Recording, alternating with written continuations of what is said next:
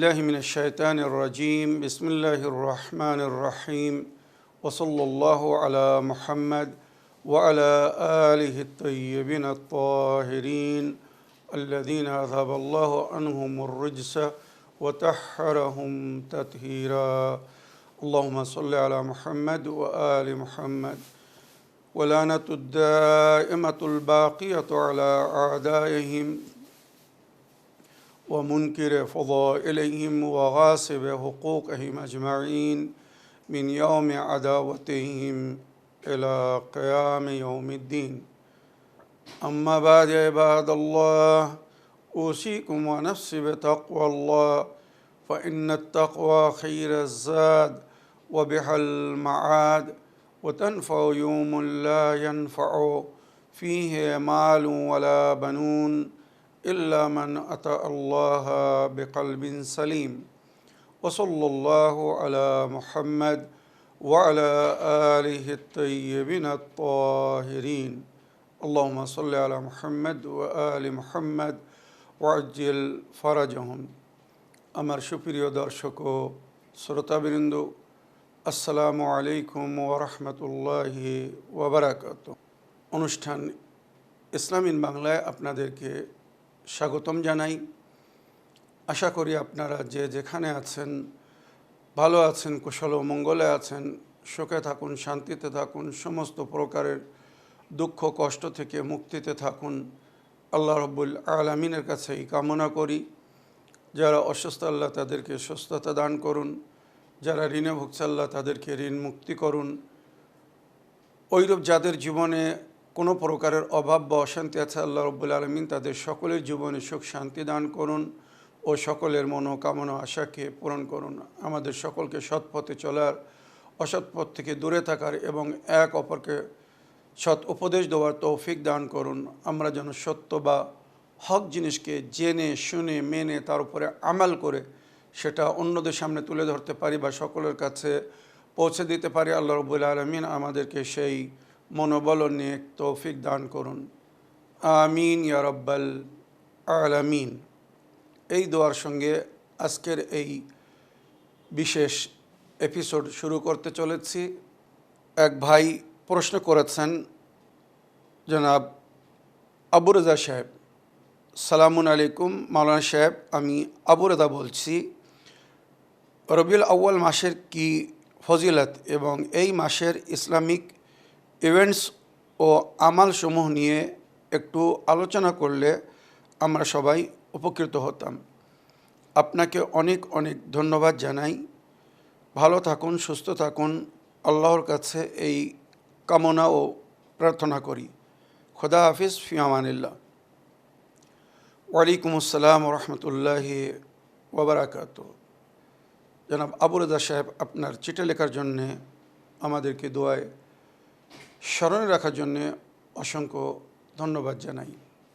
আমার প্রিয় ভাই, আপনি রবিউল আউয়াল মাসের ফজিলত এবং এই মাসের ইসলামিক ইভেন্টস আর এই মাসের আমালসমূহ জানতে ইচ্ছা জাগিয়েছেন। তো সর্বপ্রথম এ বিষয়ে আমি বলবো, রবিউল আউয়াল মাস যে মাস থেকে ইসলামিক ক্যালেন্ডারের হিজরি সন শুরু হয়েছিল। কেননা এই মাসের প্রথম তারিখের রাত্রে নবী করিম সাল্লাল্লাহু আলাইহি সাল্লাম মক্কা থেকে মদিনার দিকে হিজরত করেছিলেন। ওখান থেকে হিজরি ক্যালেন্ডার শুরু হয়। এবারে এই মাসের বিশেষ যে ফজিলত বা গুরুত্ব সেটা হচ্ছে এই মাস প্রিয় নবী করিম সাল্লাল্লাহু আলাইহি সাল্লামের থেকে সম্পর্কিত মাস। এটাকে প্রিয় নবীর মাস বলা হয়।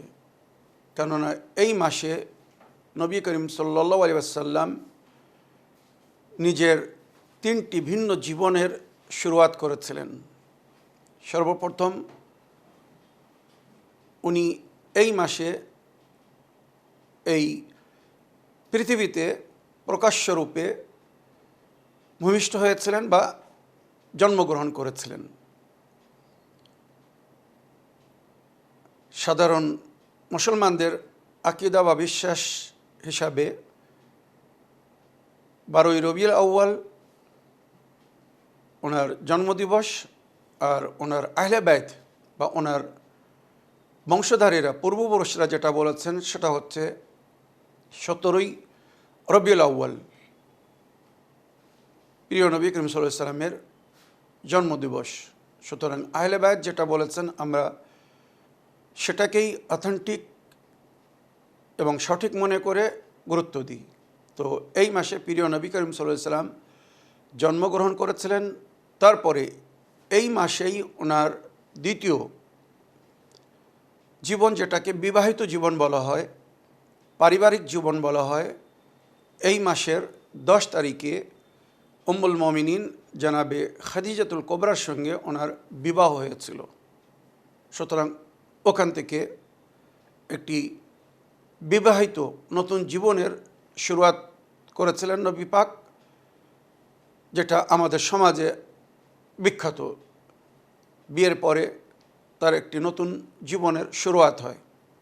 আর তৃতীয় যে জীবন নবী এই মাসে শুরু করেছিলেন সেটি হচ্ছে মক্কা থেকে ভ্রমণ করে,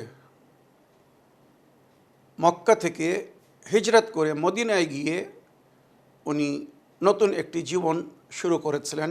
কেননা মক্কাবাসীরা ওনার দুশমন বা শত্রু হয়ে গিয়েছিল। তারা যে কোনো কলকৌশলে নবী করিম সাল্লাল্লাহু আলাইহি সাল্লামকে মারার চেষ্টা করছিল। তাই আল্লাহ রাব্বুল আলামিন প্রিয় নবীকে আদেশ করলেন, আপনি এবারে মক্কা থেকে হিজরত করে মদিনায় চলে যান। তো নবী করিম সাল্লাল্লাহু আলাইহি সাল্লাম আজকের দিন রবিউল আউয়াল মাসের 1ম তারিখে মক্কা থেকে মদিনার উদ্দেশ্যে হিজরত করেছিলেন। 3 দিন গারে সওরে ছিলেন, তারপরে ওখান থেকে মদিনায় গিয়েছিলেন। 12ই রবিউল আউয়াল নবী করিম সাল্লাল্লাহু আলাইহি সাল্লাম মদিনায় পৌঁছেছিলেন। সুতরাং ওনার বিশেষ জীবনের শুরুয়াত হয়েছিল ওখান থেকে। এবারে পরস্পর আমি এই মাসের ইসলামিক ইভেন্টস বা ইতিহাস আপনাদেরকে শোনাচ্ছি। অবশেষে এই মাসের আমাল নিয়ে আলোচনা করব এবং যদি সময় থাকে তো প্রিয় নবী করিম সাল্লাল্লাহু আলাইহি সাল্লামের একটি অতি মূল্যবান বাণী আপনাদেরকে শোনাব।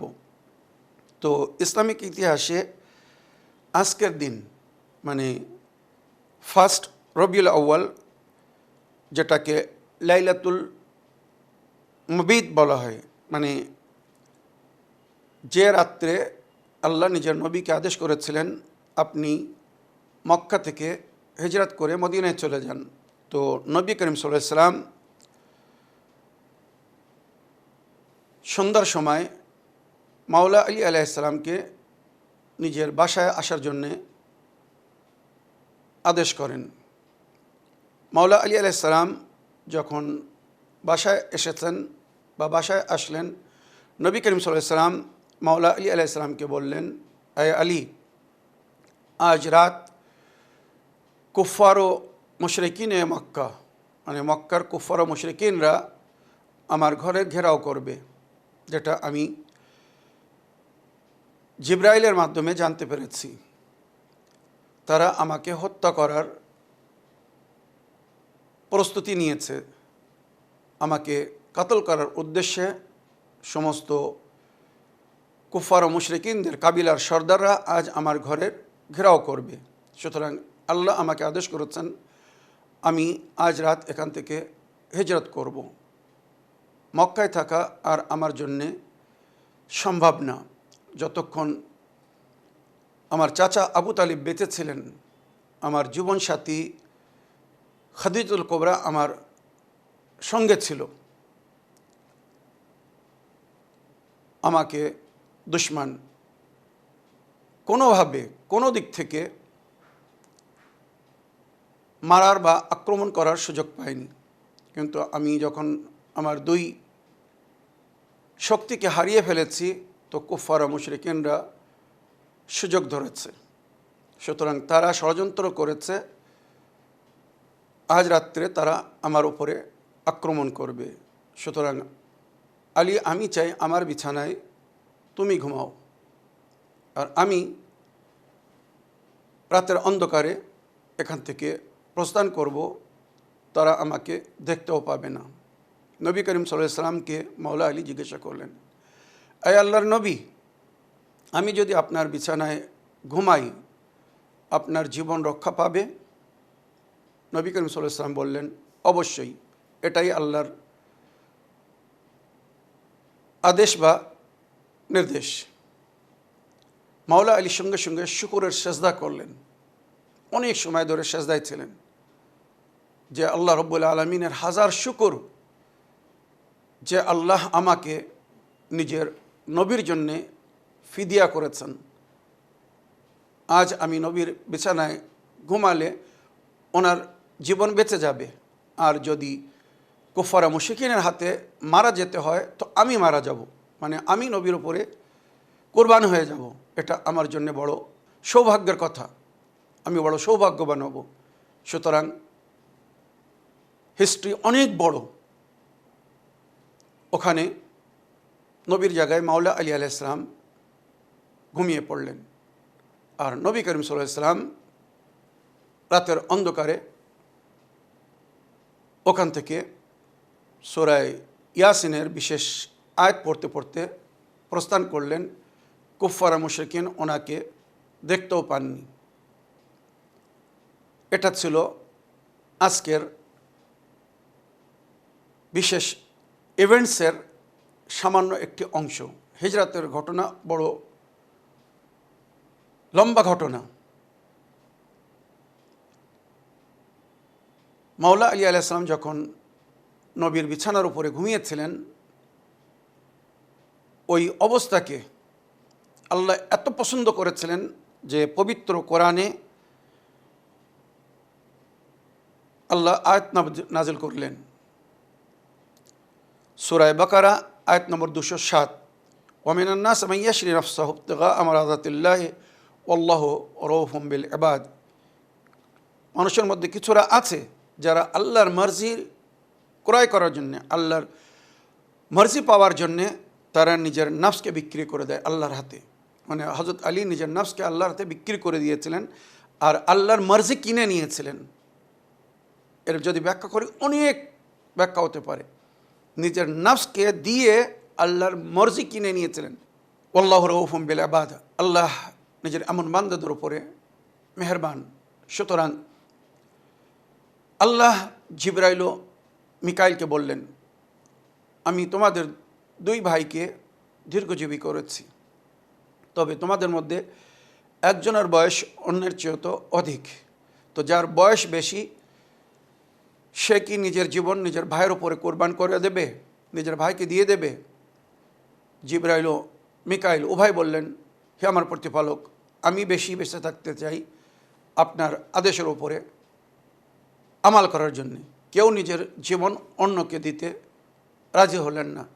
তখন আল্লাহ বললেন, জমিনে তাকাও, মক্কার দিকে দেখো, আজ আমার দুই প্রিয় বান্দা, এক ভাই অন্য ভাইয়ের উপরে নিজের জীবনকে কোরবান করে তার বিছানায় ঘুমিয়ে আছে। দুশমনরা যে কোনো মুহূর্তে আক্রমণ করতে পারে, কিন্তু সে জীবনের ভয় না করে নিজের জীবনকে নিজের ভাইয়ের উপরে কোরবান করে দিয়েছেন। এই ছিল হিজরতের সংক্ষিপ্ত ঘটনা। ইতিহাসে যেটা লেখা হয়েছে, নবী করিম সাল্লাল্লাহু আলাইহি ওয়াসাল্লাম এই দুনিয়া থেকে পর্দা নিয়েছিলেন 28 সফর, যেটা ইতিহাসে বিখ্যাত। সেই সময় টেলিকমিউনিকেশন বা সন্দেশ পৌঁছানোর সিস্টেম বা প্রসেস এত দ্রুত ছিল না। তাই নবী করিম সাল্লাল্লাহু আলাইহি ওয়াসাল্লামের ওয়াফাতের খবর পুরো বিশ্বে বা মুসলিম জগতে বিশেষ করে পৌঁছে দিতে প্রায় 2 সপ্তাহ লেগে গিয়েছিল।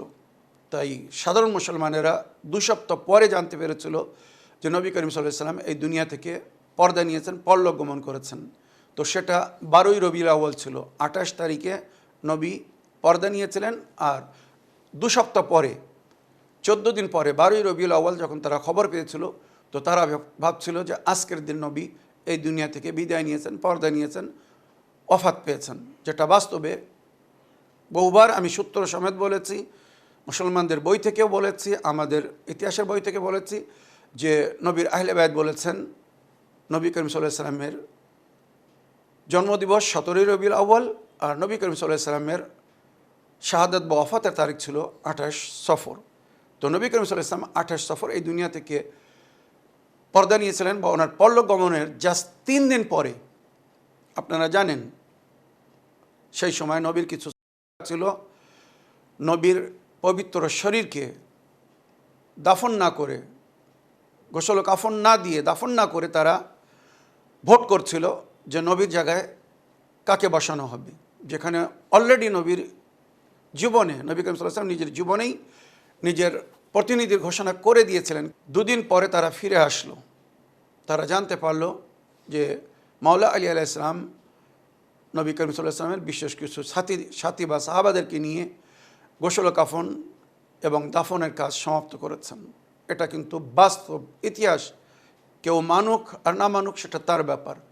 তবে যেটা নবী ও নবীর আহলে বায়তের সূত্রের মাধ্যমে আমরা পেয়েছি, হকিকত এটাই।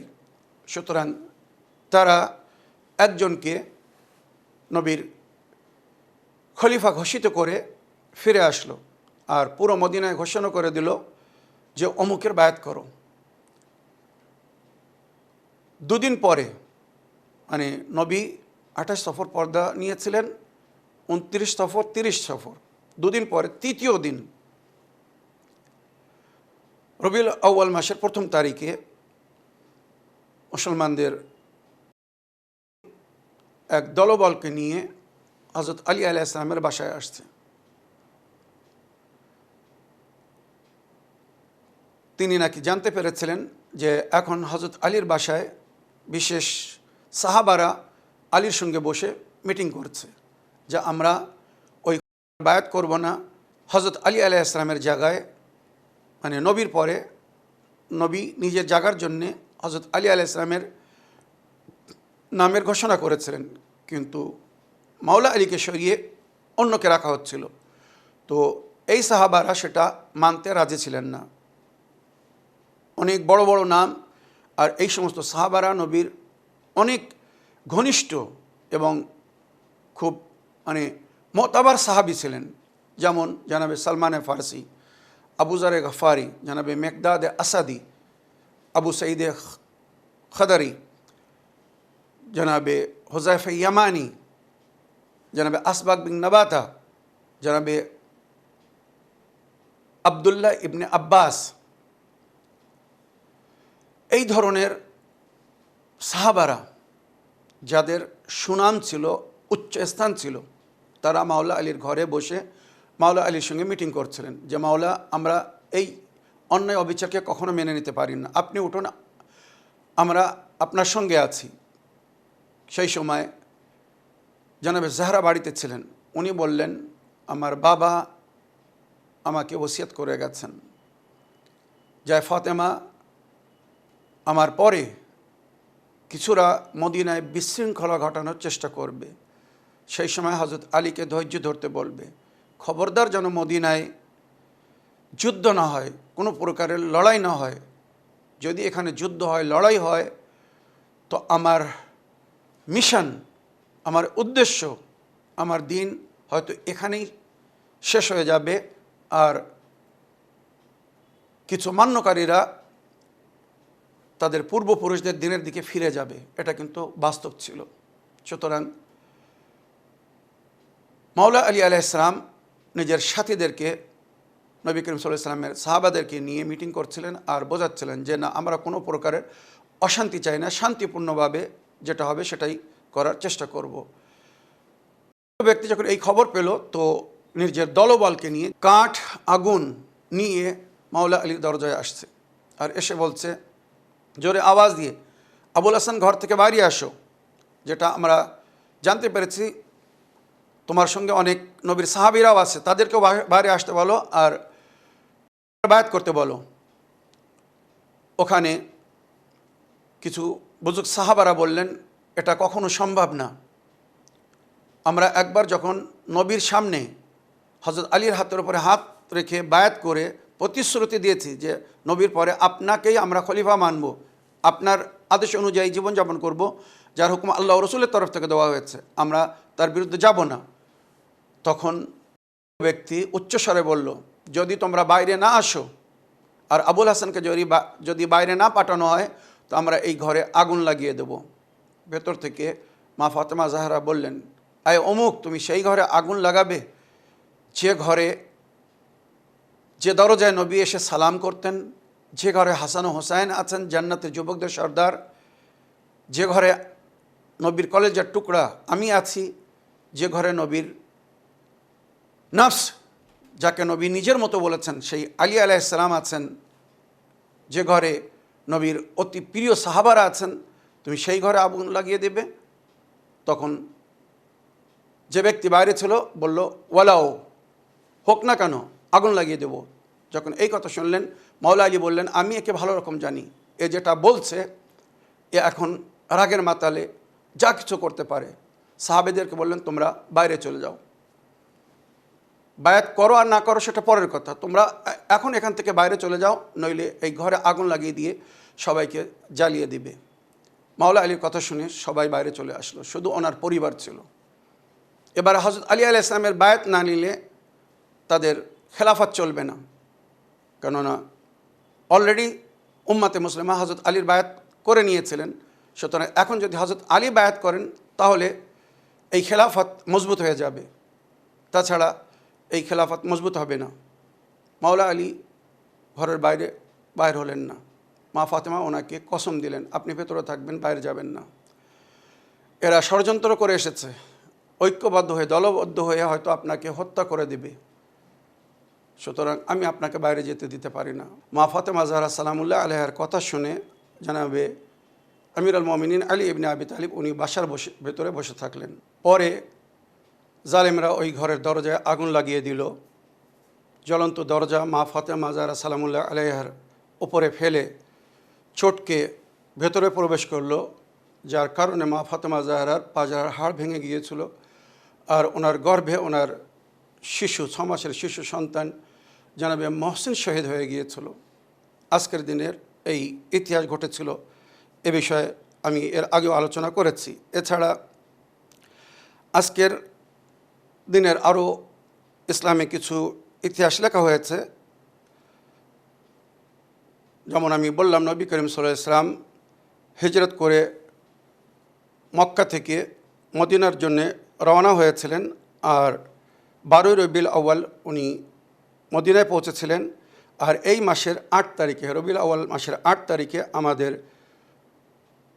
একাদশতম ইমাম, 11 ইমামে হাসানে আসকারি আলাইহিস সালামের শাহাদাতের তারিখ।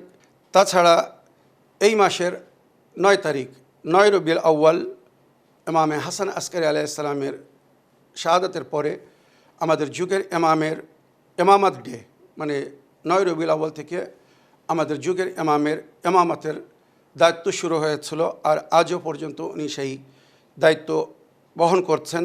আর আজকের এই দিনকে মানে 9 রবিউল আউয়ালকে ঈদে জাহরা রূপেও পালন করা হয়, কেননা ঈদে জাহরা মা ফাতেমা জাহরার জন্যে খুশির দিন। এর কারণ হচ্ছে ওনার চরম শত্রু মারা গিয়েছিল আর কারবালায় যারা ওনার সন্তানদেরকে ক্ষুধায় পিপাসায় কাতর করে হত্যা করেছিল, সেই পেসারে সাদ, যার আসল নাম আপনারা জানেন, সে এবং তার কিছু সাথীদেরকে যারা কারবালায় আহলে বাইতের উপরে জুলুম করেছিল, জনাবে মুখতারে সাকাফি এবং ইব্রাহিম ইবনে মালিক আশতারের মাধ্যমে তাদেরকে মৃত্যুদণ্ড দেওয়া হয়। তাদের মাথা ইমামে জাইনুল আবদিন আলাইহিস সালামের দরবারে পাঠানো হয়েছিল। তাই ইমামে জাইনুল আবদিন আলাইহিস সালাম ওখান থেকে শোককে আগে বাড়িয়েছিলেন, মানে নিজের পরিবারকে আদেশ করেছিলেন যে এবারে তোমরা কালো কাপড়, গমের কাপড় খুলে ফেলো, নতুন বা অন্য পোশাক পরিধান করো। আর আমরা যে দুঃখের মধ্যে ছিলাম, আজ আল্লাহ আমাদেরকে সামান্য খুশি দান করেছেন। ওই জন্যে এই দিন আহলে বায়তের মান্যকারীরা ঈদে জাহরা পালন করে, আহলে বায়তের খুশির দিন রূপে পালন করে। তারপরে 10 রবিউল আউয়াল, যেদিন প্রিয় নবী এবং জনাবে খাদিজাতুল কুবরার বিবাহ হয়েছিল, প্রিয় নবী এবং জনাবে খাদিজাতুল কুবরার বিবাহ হয়েছিল 10 রবিউল আউয়াল, অতি শুভ দিন। তাই আমাদের সমাজে অধিকরা এই দিনে বিবাহ রাখার চেষ্টা করে। আর এছাড়া 14 রবিউল আউয়াল এজিদ এই দুনিয়া থেকে ওয়াসিলে জাহান্নাম হয়েছিল। 14 রবিউল আউয়াল মার্গে এজিদ ইবনে মুআবিয়া, মনে রাখবেন। আর 17 রবিউল আউয়াল প্রিয় নবী করিম সাল্লাল্লাহু আলাইহি ওয়াসাল্লাম এই দুনিয়ায় জন্মগ্রহণ করেছিলেন 17 রবিউল আউয়াল সান 1 আমল ফিল। আর ওই দিন 17 রবিউল আউয়াল 83 হিজরিতে আমাদের ষষ্ঠম ইমামে জাফর সাদিক আলাইহিস সালাম জন্মগ্রহণ করেছিলেন। তাই এই দিন আমরা 2 মাসুমের জন্মদিবস পালন করি। আর 18 রবিউল আউয়াল জনাবে উম্মে কুলসুম বিনতে ইমাম আলী আলাইহিস সালামের শুভ জন্মদিবস। আর এই মাসের মানে 12 তারিখে রওয়ায়াত হিসেবে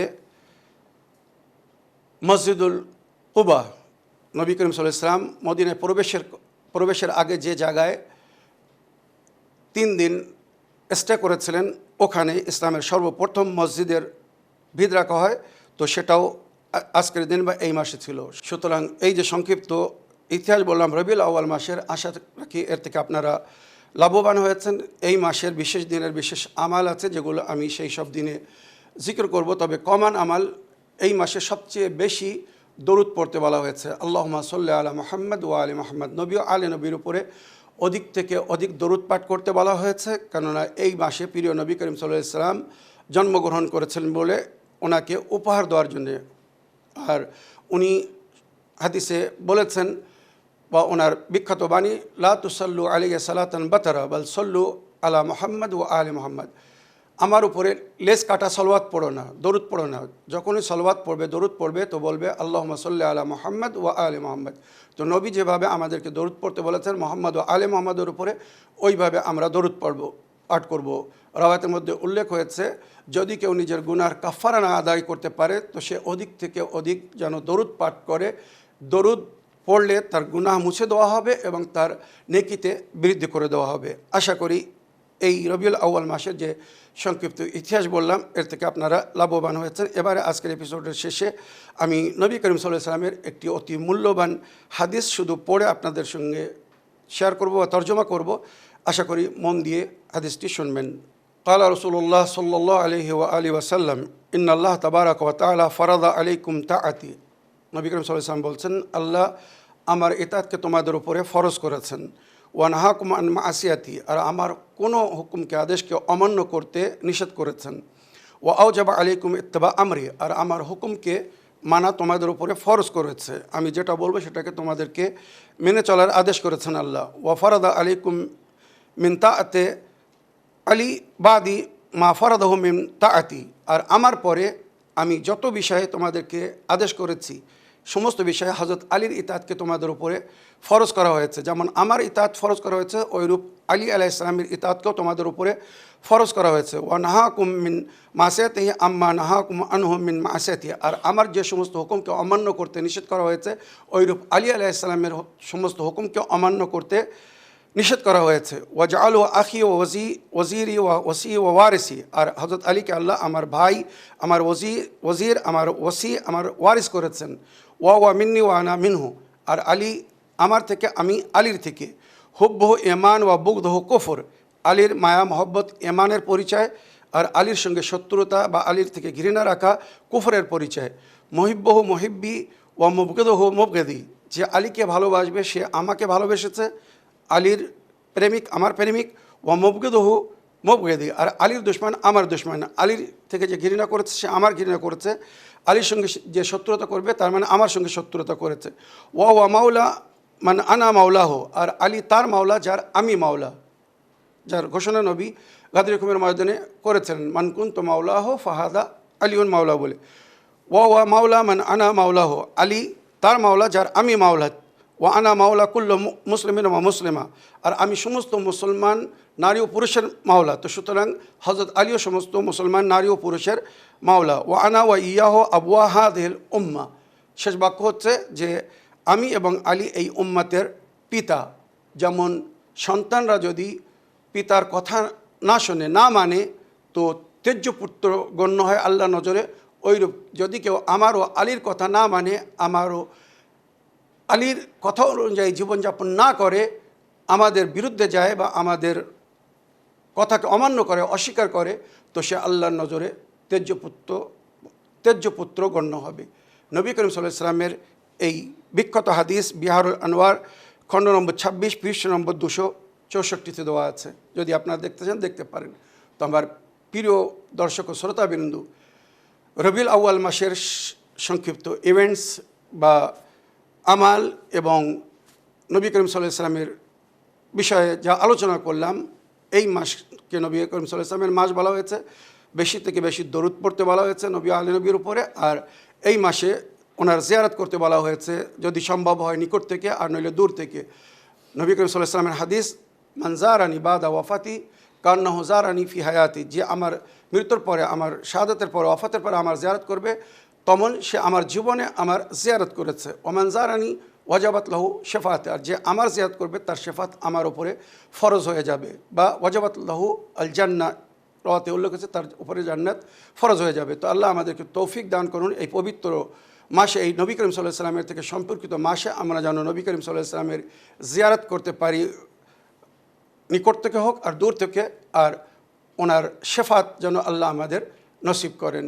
এই বলে আমার আজকের বক্তব্য এখানে শেষ করলাম। ও আখিরু দাওয়ানা আলহামদুলিল্লাহি রাব্বিল আলামিন, ওয়াসসালামু আলাইকুম ওয়া রাহমাতুল্লাহি ওয়া বারাকাতুহু।